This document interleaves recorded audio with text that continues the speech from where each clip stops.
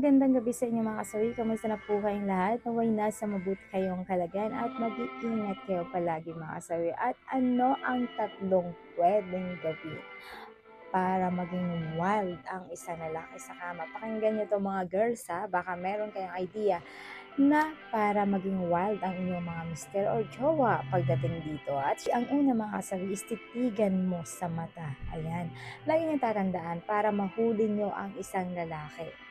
Titigan mo ng malagkit. Lalo na kapag kasi mister, ayan, ay tumingin na sa inyo. Tapos ikaw ay gusto mo na may palabas mo ang kanyang wild pagdating dito. Kailangan titigan mo siya na napaka-smooth. Alam yung titig na meron kang pagnanasa. Tatandaan niyo yan. Kasi pag once na natitigan mo si mister ng ganito, alam niya na yun. Na ibig sabihin na gusto mo siyang makasama pagdating sa kama.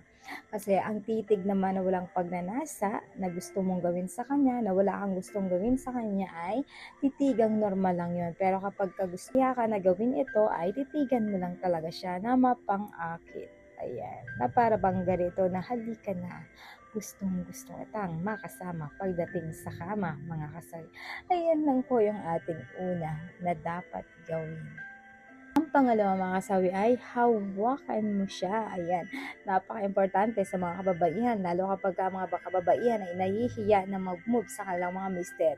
Alam nyo ba, madali nyo silang makuha kapag dahan-dahan mo siyang tinatouch. Ayan, hawakan mo ang kanilang mga legs, tapos magpapakandong ka sa kanya.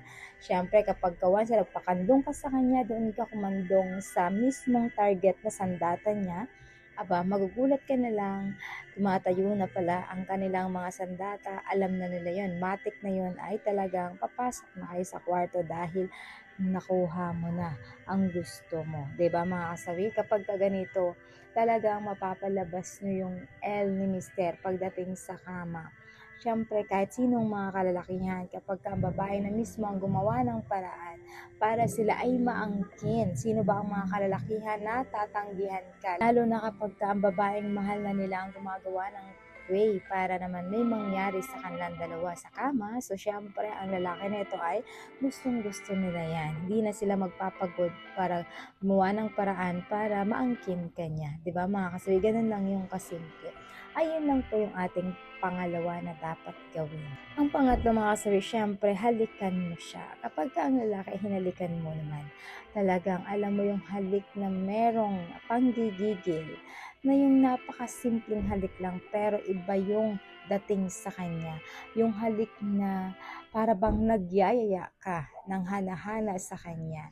Diba? Na hindi mo lang masabi na, Han, pwede ba kitang makahana-hana? Or Han, bingbangin mo ako. Pero hindi mo masabi sa kanya. Siyempre yung halik na yun na merong kakaibang. Ayan, pagnanasa sa kanya na para maikama mo siya, para mailabas na din ang kanyang wild sa kama, ay gawin mo to sa kanya.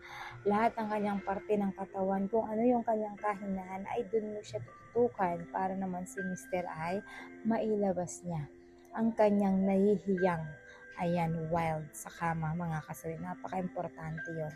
Ayan lang po yung ating pangatlo na dapat gawin.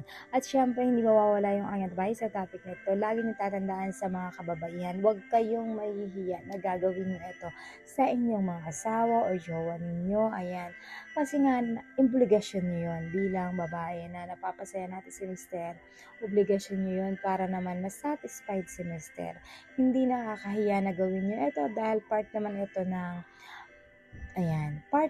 part naman na talagang kailangan magampanan nyo na mapasaya nyo sila. At huwag kayong mahihiya na gawin ito kasi nga para na mas nag-i-enjoy si mister sa inyo at hindi nabuburing sa inyong relasyon. Napaka-importante yun sa mga kababaihan na dapat alamin ninyo kung ano yung mga nagpapawal kay mister during the hana-hana mga kasawi, para katapano ay nakukuha nyo ang kanilang satisfaction pagdating sa kama.